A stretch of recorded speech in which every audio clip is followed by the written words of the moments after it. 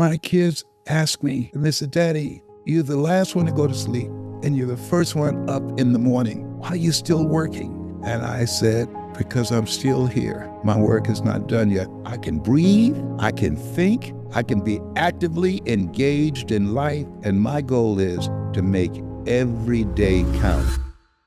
My guest today is the incomparable, the legendary Les Brown. When I was in the 5th grade, I was labeled educable mentally retarded. There are people who learn by reading, and there are people who learn by listening, and that's how I learn. I can listen to just pieces of a person's story and bring it back to him like I am that person. You made me believe that as a black woman that I could have been a speaker because I didn't see any black women or any black people like myself until I saw you. Some people are born great, some people achieve greatness, and some people have greatness thrust upon them.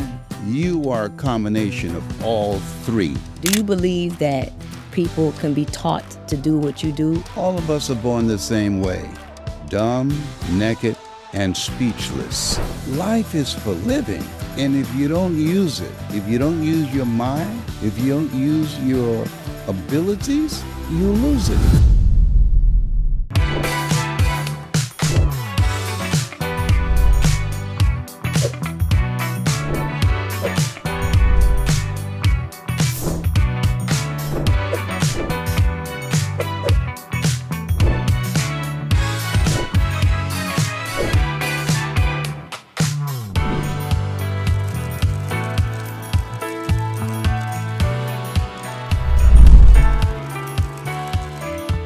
Welcome to Success Shortcuts with me, Coach Stormy.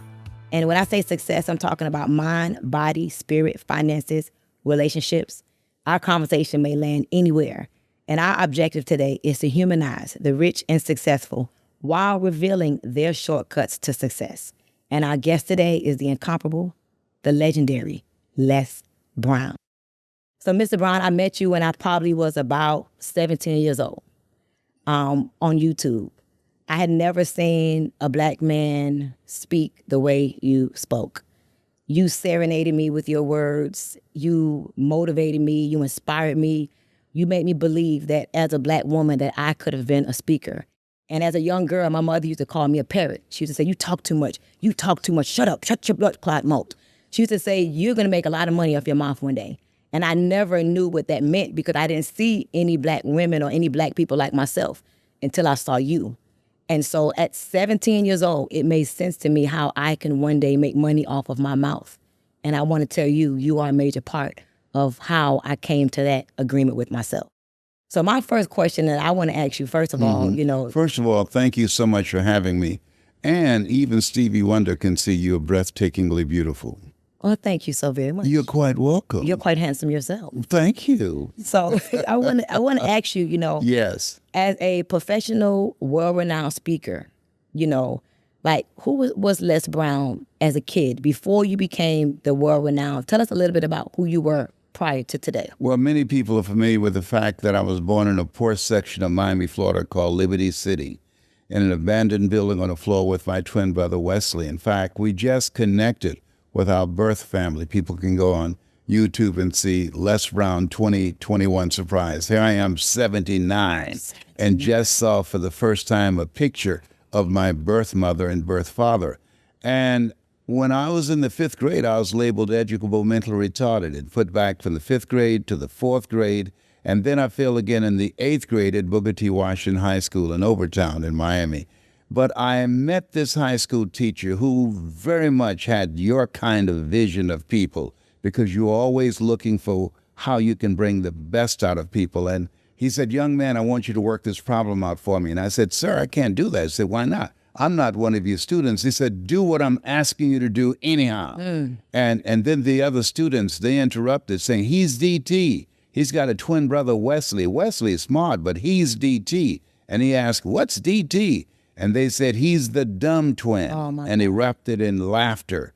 And I said, I am, sir. Wow. And he came from behind his desk and he looked at me. He said, don't you ever say that again. Someone's opinion of you does not have to become your reality. Do you hear me? Wow. And I said, yes, sir. And in that moment, I started thinking about what my mama said. She said, sticks and stones can break your bones, but words can never hurt you. But words can hurt, and very deeply. But what he did do is something that you do every day of your life.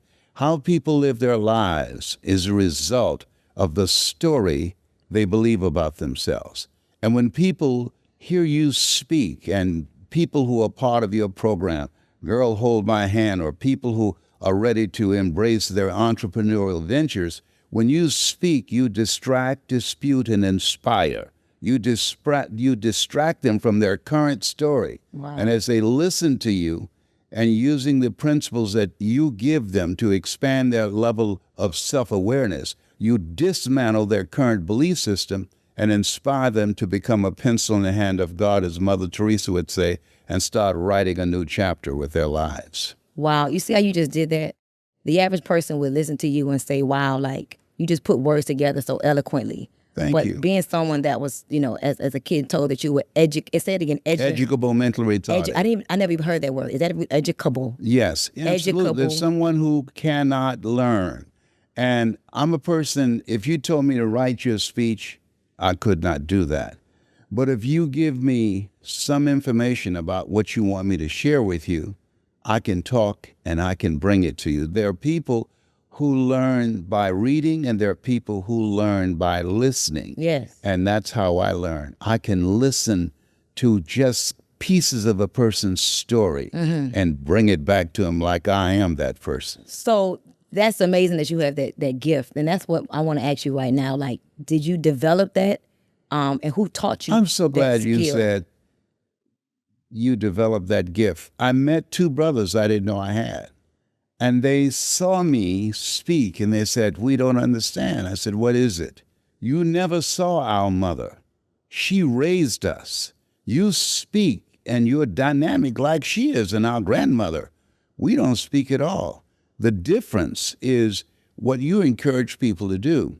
Put in the time and the effort to develop yourself, because you don't get in life what you want. You get in life what you are. Yeah. Most people go through life being fans. There are people who are just nervous right now because artificial intelligence will replace over 325 million jobs. And at the same time, there are conversations among the masses of who's going to win the Super Bowl, and they can't even afford tickets. Who's going to win in the NBA. And so we've been programmed, the masses, to be fans, to be spectators. But they're people, and there's something I read about you, and it's Shakespeare. It's a good quote. And the quote is, some people are born great, some people achieve greatness, and some people have greatness thrust upon them. You are a combination of all three. You were born with greatness within you, and you decided that you wanted to live an exceptional life. So you stepped away from the life that you were living and decided to take on something bigger than yourself that allowed you to tap into the power to not only change your life, but to change millions of other people's lives around the planet. So greatness has been thrust upon you. That's true, and I appreciate that. And a lot of people say that to me, and I feel good because I accept that, and I know that that's my truth. But for you to have come from such a mighty long way, you're 70, how old are you? I'm 79. 79. What was it, or shall I say, when was it that you knew that you had it and that you were needed in the marketplace as a black man? I was called upon by a guy named Dexter Yeager, who was in Amway. He made $1 million every 17 hours. And Dexter did not like me, but someone gave him a cassette tape of how I became a disc jockey, saying, you got to be hungry. Yes. And he called me to interview me about speaking to 80,000 people in the Georgia Dome. If people Google Les Brown speaking in the Georgia Dome, they'll see me speaking to over 80,000 people. And at the end of our interview, he said, I don't like you. Wow. He said, I got choices. Robert Schuller, Dr. Norman Vincent Peale, Zig Ziglar, Tony Robbins, but I want you. And I asked him why. And he said, because you speak from your heart. I want you. Wow. And I know, and you know, that life is hard work. It's HARD and Heart. Yes. And you're the kind of person that when you speak, people feel you in their heart. Maya Angelou said that people will forget what you said, but they will never forget how you make them feel. And you make people feel like they can conquer the world. It's interesting because I'm supposed to be here interviewing you, but you can't help but pour into people.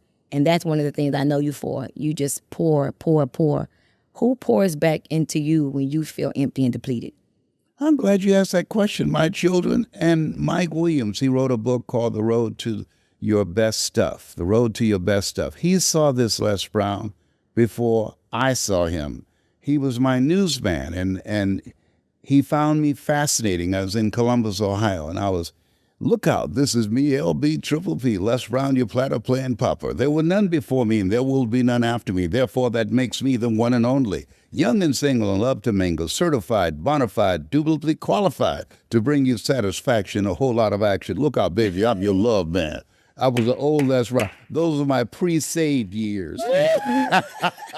And he said, Brownie, Wow. man, you can do more than be entertaining. I said, what do you mean?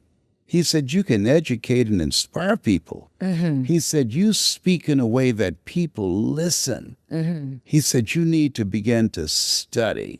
He said, the average person read one book a year. He said, Brownie, if you discipline yourself to read 30 to 40 pages a day in 5 years, when the average American would have read 5 books, you would have read 60 books. That will make you an expert in your area of interest. I took that to heart and I did it, even to this day at 79. Because there's something Robert Schuller said. He said, you either expand or you are expendable. This is the era of the late Peter Drucker, who said that we're in a place that we must unlearn, learn, and relearn. Einstein said, the thinking that has brought me this far has created some problems that this thinking can't solve. Yes. And so you got people who are thinking about having more and experiencing more, but they're coming into a new world with an old mindset. Wow. Wow. You know, do not conform to this world, but be transformed by the renewing of the mind. Absolutely. What are some of your favorite books? My favorite book is The Road to Your Best Stuff by Mike Williams. I love that book because it challenged me, because I know the author well, and he revealed me to me. Of course, the Bible is number one. Another book that I love very much, that when I think about it, is Psycho-Cybernetics by Maxwell Maltz. And the reason I love that is because that's where the whole concept of self-image comes from. And then there's books by Dr. Howard Thurman, who was a mentor of Dr. Martin Luther King and Mahatma Gandhi and Albert Schweitzer. This man, he was very brilliant. He said the 2 primary questions that one must ask oneself in life. Number 1, where am I going? Number 2, who's going with me? Wow. And he said, and if you ever ask those questions in the wrong order, you'll be in serious trouble. Wow. He's a bad boy up in here. I want to ask this question because you're so confident. You're so confident, and it seems like you don't even have to think about answers. You just roll it off your tongue like it's just a part of who you are. So do you believe that people can be taught to do what you do, or do you believe you really were born and you developed it? All of us are born the same way, dumb, naked, and speechless. No one comes here knowing anything, and we'll have no clothes on, and we can't talk. And so we learn. All of us, it's a choice. Here's what we know. We make choices, and our choices make us. Ooh, say that one more time. We make choices, and our choices make us, good or bad. When I think about the old Les Brown, I remember young girls used to ask me, they called me elementary school. I'm just amazed I can still remember this craziness. Why do they call you Mr. Vocabulary? Well, because linguistically or orationally, I'm emphatic that I possess an ad infinitum etymology, which is simply inconquerable. However, I want to be like Columbus, baby, and discover you.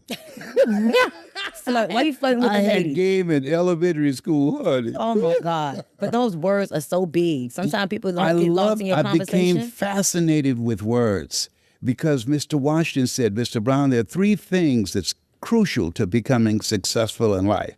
And I said, what are they? He said, number one, develop your mind. You don't get in life what you want, you get in life what you are. Dr. Carter G. Woodson said, if you can determine what a man shall think, you'll never have to concern yourself with what he will do. He said, if you can make a man feel inferior, you never have to compel him to seek an inferior status, for he will seek it himself. And if you can make a man feel justly an outcast, you never have to order him to go to the back door. He'll go without being told. And if there's no door, your very nature will demand one. The other thing he said, practice OQP, only quality people. That's what you've done with Girl Hold My Hand. You've built a community of greatness. That's in alignment with what Harvard University said, which confirms what you've been doing. They said people that are successful have what they call a reference group. It's an 85-year study on people who are successful. Their reference group, the people that they are around, the people that they talk to, the people that they align themselves with, people who have goals and dreams. The Academy Award winner Sidney Poitier said that when you go for a walk with someone, something happens without being spoken. Either you adjust to their pace or they adjust to your pace. Whose pace have you adjusted to? And so you've created a community where people are elevating their thinking, their choices, and most importantly, their relationships. And the final thing he said, Mr. Brown, develop your communication skills. Yes. It humanizes you because once you open your mouth, you tell the world who you are. Wow, strong. You know, I want to ask this question because as a successful businesswoman myself, I find that it's very hard to have sincere relationships with people. Either people want something or I got to give them something for them to stay. How do you manage relationships? Do you have real people in your life that you know really love you beyond what you could do for them? It's very challenging. It's very challenging. You have to give people at least 60 to 90 days to find out who they are. And Maya Angelou said, when someone shows you who they are, believe them the first time. 60 to 90 days, because most people are pretenders. Wow. You would not know this group. There's a group called the Platters. And years ago, they had a song called, Oh Yes, I'm the Great Pretender. There are people who will present in an Academy Award-winning way, the way that they think that you want them to be so they can get into your inner circle. Wow. Wow. So how do you cipher through the different type of people? I take time.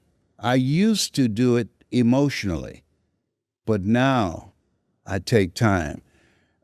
There was a man who was the second husband of Mrs. Kennedy, John F. Kennedy's wife, and he said, don't have casual relationships.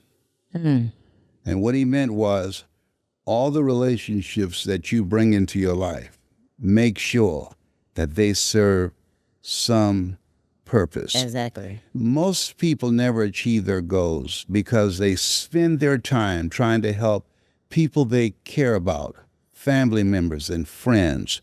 I wrote a quote the other day that many people that you care about, that they will pull you down before you can bring them up. My God, I've And been so there. you have to let go or be dragged. I have been there. You know, of course, as an entrepreneur, businesswoman, you know, I deal with ups and downs all the time. And I just want to tell you, you appear to have like the perfect life. Like, you know, everything is I do. Well, perfect. thank you very much. Think it not strange that you'll face the fiery furnaces of this world. You will, not you might. You will have tribulations. No one is exempt. So that's what I want to ask you. What is the hardest thing that you had to overcome in your 79 years of living? The single most hardest thing. To let people go who played no role in my life. that the reason that most people don't achieve their goals, a book called The University of Success, is because most people become so distracted by people in their lives who have no goals, no dreams, that they don't have a sense of purpose, and their lives are consumed by these people, and they give up and give up and give up so much of themselves, they leave nothing for themselves. So part of what I told people at the beginning of the year, create a season of no. Wow. It's no. Warren Buffett says no at least 50 times a day. And a lot of people have problems with that. And I said, well, do it this way. Be tactful. Listen, I've got a full plate, but if I can find a way to include what you just talked to me about, Right. I'll get back to you. So I hear your answer, and I know that there's a lot of people that every new year we got to get rid of people. Like, that's just Absolutely. That's like standard. You have to look at the beginning of the year, who should I count on and who should I count out? Yes. There are people who are always there when they need you, but when you need them, you can't find them. They're Right. nowhere to be around. And when there's a dynamic speaker I introduced you to. Her name is Celeste Johnson. She calls it Operation Clean Slate. Yes. That you have to look at your life and detoxify your life and look at the people in your life one by one and ask the question, what is this relationship doing to me? Am I growing mentally, emotionally, and spiritually, financially? Do they bring peace? Do they bring harmony? Do they bring joy in my life? And if they don't, let them go. You know, I say that if you don't make me happier, richer, or bring me closer to God, don't even worry about it. Absolutely. But I have a question, because I know that you just won a very serious battle. And there's a lot of people that's going to watch this video that's going to want to know this about you. Yes. And I know that you beat the fight. Absolutely. Cancer. I'm cancer-free, I'm debt-free, and I'm drama-free. And I received from Cancer Centers of Wow. America a 39-year, fourth-stage prostate cancer conqueror. How many years? 39 years, fourth fought? stage. Wait, Yes. hold on. Wait. Let's be clear. You fought stage 4 cancer for 39 years? Fourth-stage cancer that had metastasized in 7 areas of my body. Okay, so wait. Most people do not beat stage 4. No. I would like to know this. What was your routine? Like, what were the things you did mentally, spiritually, physically to beat cancer? My doctor did it first. Dr. Alfred Goldston, he was an oncologist, very brilliant brother, graduated from Howard University. He said, Mr. Brown, I got some bad news. And I asked, what is it? He said, you have prostate cancer. Prostate. And I said, is there anything else? He said, yes. He said, it's metastasized to 7 areas of your body. My God. And I asked, is there anything else? He said, yes. And I asked, what is it? He said, you're ugly too. Like, kept you laughing. It's not you ugly. I said, this is serious. You called me ugly? He said, but you got this. He said, I never tell my patients they're terminally ill. What I say is my knowledge, my abilities, and my skills have terminated. He said, I determine the diagnosis. You and God determines the prognosis. Yes. And as a result of that conversation, as opposed to leaving that office with Wow. fear, I left that office with laughter, said, he is crazy as hell. And he gave me some suggestions. You got to change your eating habits. You got to get rid of the stress in your life and negative people. You've got to eat so that you can be healthy, that the Yes. choices you make say to your body, I plan to be here, that most people eat to live as opposed to, they live to eat as opposed to eat to live. Yes, correct. And so he said, but you have to have the mindset, I got this. So every day when I wake up, I said, Lord, whatever I face today, together you and I can handle it. Every day in every way, I'm getting better and better. I'm healed in my body. I am free of cancer, right here, right now, permanently. I'm free of type 2 diabetes. I am free of pain right here, right now. Thou shalt decree a thing that shall be established unto you. Death and life is in the tongue, and most people speak death rather than life. Every day I speak life to my body, and my life is manifesting it. Somebody asked me the other day, how could you look so young at 79? I said, well, when you're born, you look like your parents. But as you get older, you look like the life you've been living. You better say that. So I love that. You better say that. you better say that. So, I'm just thinking that you're basically talking about affirmations and incantations and praying Affirmations out are loud. very important. Speaking to yourself. And you have to be consciously conscious of your consumption. I'm very selective of the conversations I listen to. I'm very selective of the things that I watch, because what you pay attention to, it affects you. People say garbage in, garbage out. No, garbage in, garbage stays. So we have to be consciously conscious of what we consume every day. When they say the economy is bad, you got to say to yourself, I impact the economy. The economy does not impact me. Greater is he that's in you than he that's in the world. Wow, that's amazing. Did you ever feel like giving up, like at all? No, I never felt like giving up. But I tell you, I had this experience with a little boy named Foster in Columbus, Ohio.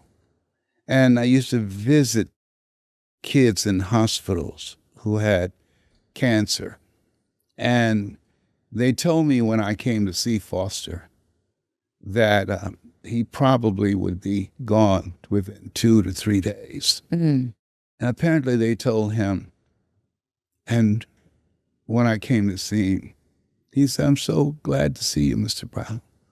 And we talked for a while, and when I got up to leave, Foster was 12 years old. And he said, Mr. Brown? I said, yes. He said, would you do me a favor? I said, yes, what is it, Foster? He said, live the life Wow. that I won't get to live. Wow. Think about me. I said, I promise you. I promise you. He said, and dry your tears and don't be a little punk, okay? I said, okay. Because I was crying. I said, I promise you.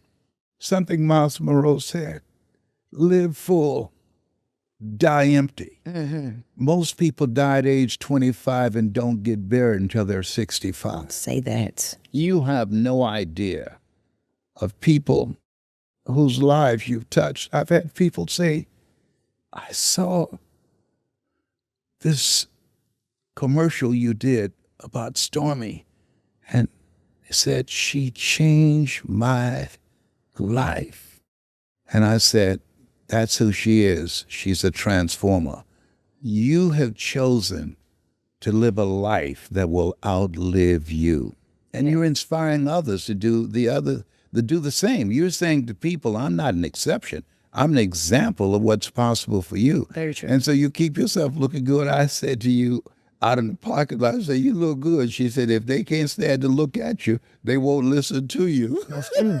That's true. And that's real. That's true. Yes, yes. So I admire that about you and about your standard that you have set for yourself, that inspiring men and women from all walks of life to do the same thing, Thank you. including me. Thank you. I Because wanna, I believe you're never too old to learn and you're never too young to teach. Thank you. I thank you.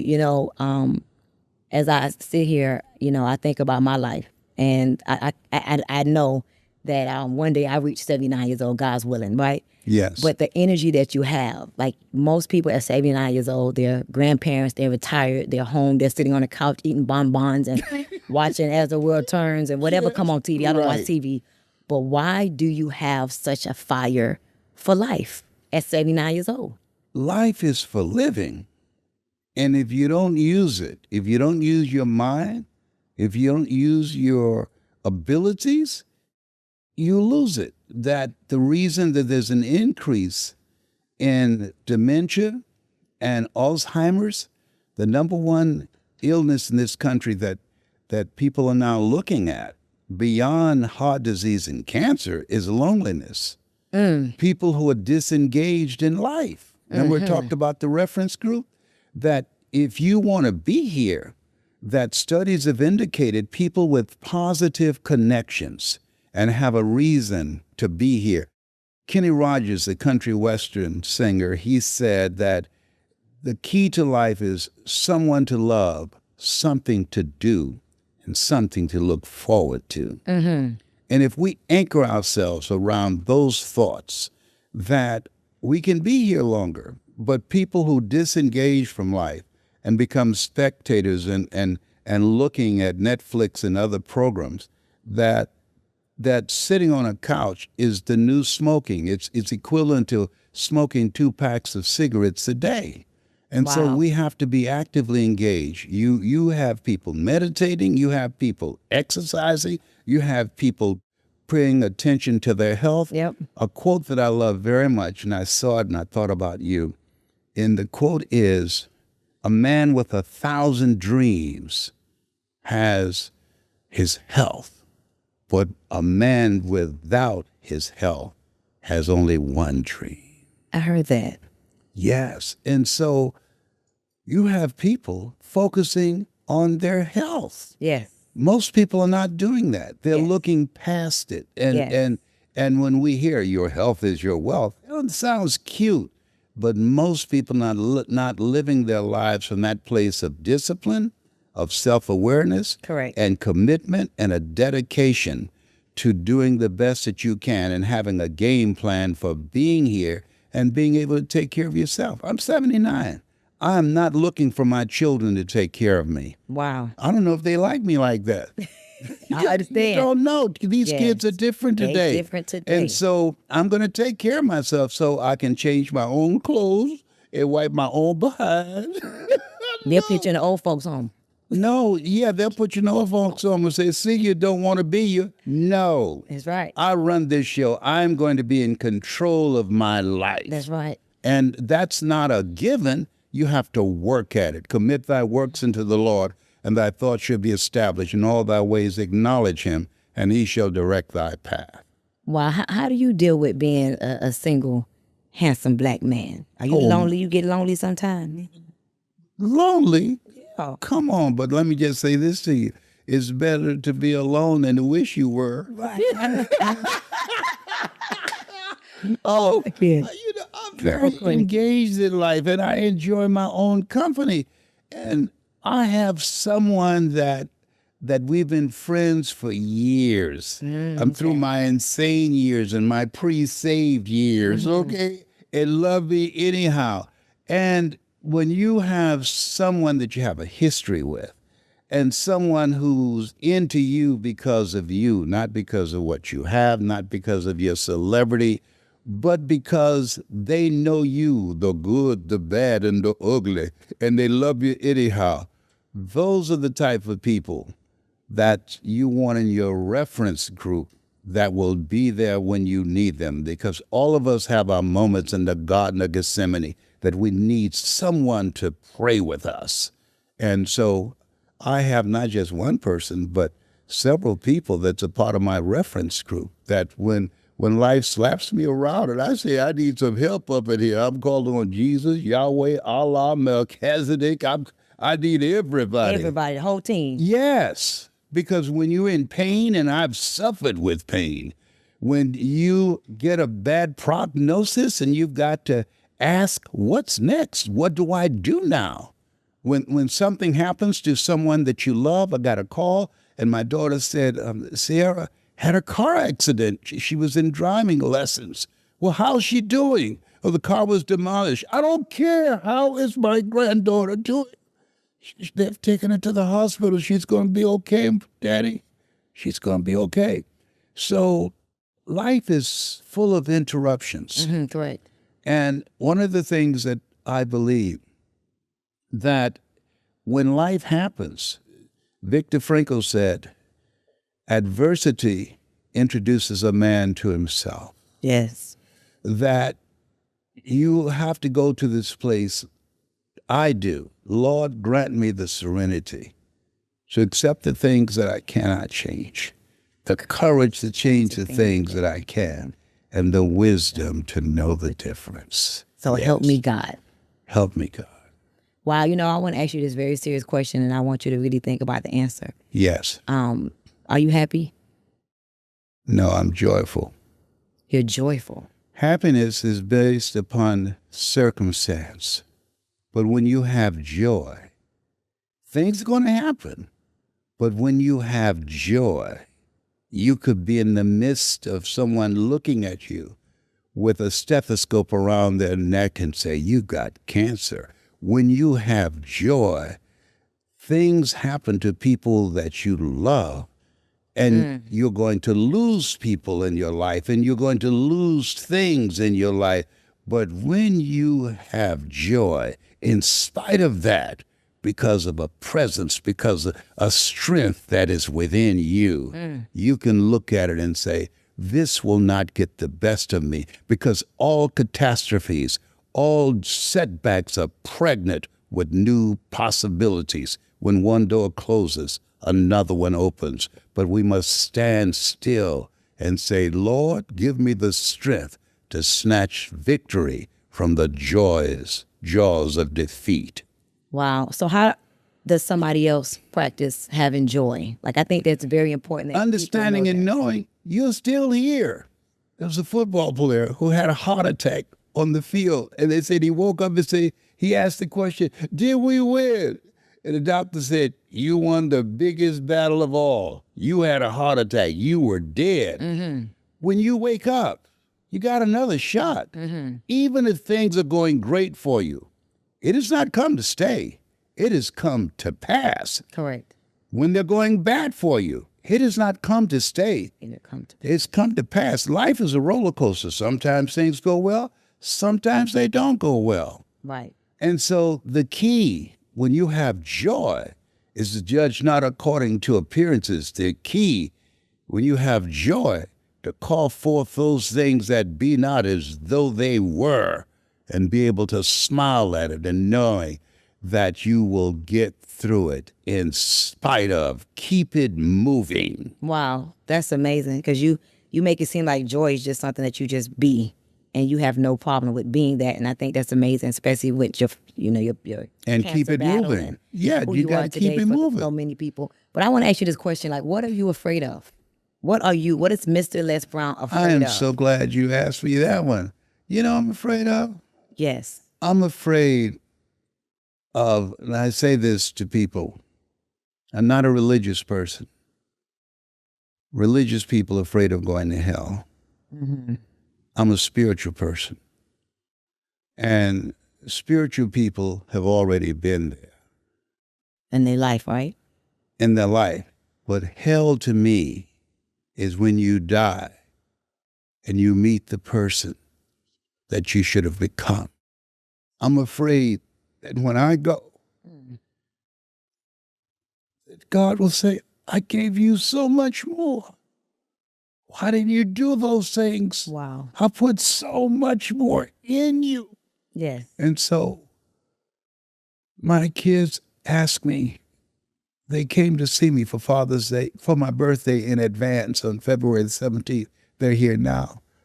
And they said, Daddy, you're the last one to go to sleep, and you're the first one up in the morning.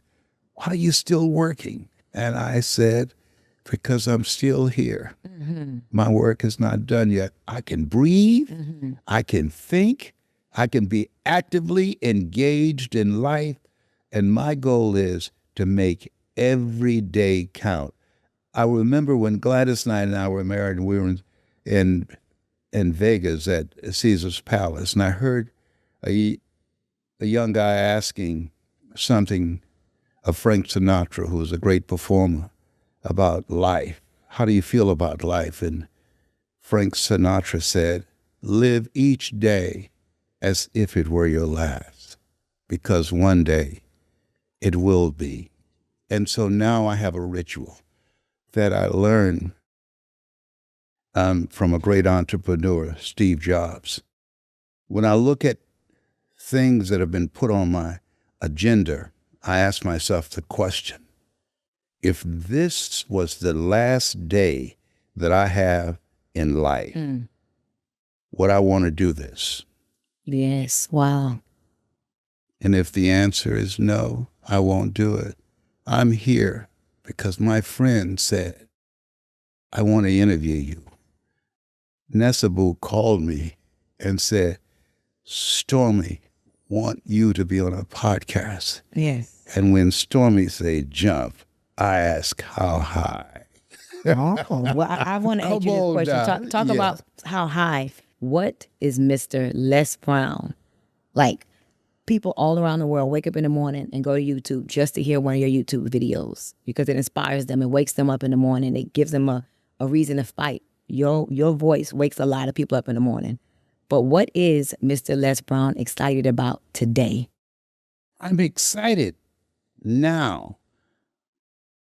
Dr. Miles Monroe said something to me, and he admired my ability to speak. He was one of my mentees, and we had this philosophy, live full and die empty. And he said, Mr. Brown, I want to remind you of something. And I asked, what is that? There's no success without successors. Yes.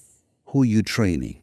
And so this point in my life, and people can go to Les Brown Masterclass, I'm training people who are hungry. Everybody's not hungry. You got to be hungry. You got to be hungry for greatness. You got to be hungry to want to serve people. A lot of people speaking just to sell. You got to be hungry to live a life that will outlive you. You got to be hungry to make a mark with your life because it's not easy. That's right. You got to fight through a lot of stuff, including the stuff in you. There's an African proverb that says, if there's no enemy within, the enemy outside can do us no harm. That's right. So mastering your inner man and inner woman so that you can always be on the track of creating the next greatest version of yourself. That's where I am now.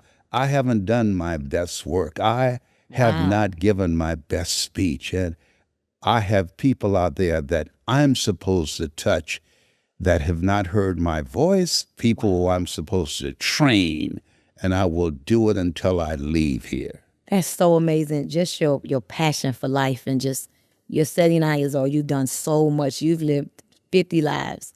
And to say you have not done your best work yet No. is astonishing. I want to say this, when people look at entrepreneurs and businessmen and women and successful people, they hear the word blueprint or scale, and those kind of words scare away the average, ordinary hustler. I dropped out of school in the 9th grade.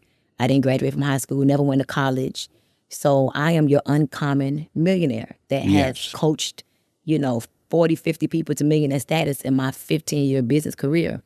But when I used to hear the word blueprint as a 9th grade graduate or dropout, shall I say, GED recipient, the word blueprint would scare me away. What's your blueprint? Do you have your business plan? Like that kind of language would scare me away. And so I decided to come up with this theory called pink print. Like, what is your pink print? And what that means is I want you to tell us, as the viewers are watching this podcast today, or they're listening to this podcast or watching this YouTube video, however they're going to get this video. There are people that are going to watch this and they're going to listen to you and they're going to say, oh my God, he's 79 years old. His fire for life, his death for life is incredible. And they're going to want to walk in your footsteps. They're going to want to think and believe that I could be like a Les Brown. So not what is your blueprint, but pink means compassionate, loving, kind, friendly. What would be your pink print? If you could give us 3 to 5 things for the person watching, what would be your pink print to success? Live a heart-centered life. What's in your heart? A heart-centered life. A heart-centered life. Where your heart is, there your treasure is also. Live a life that has meaning.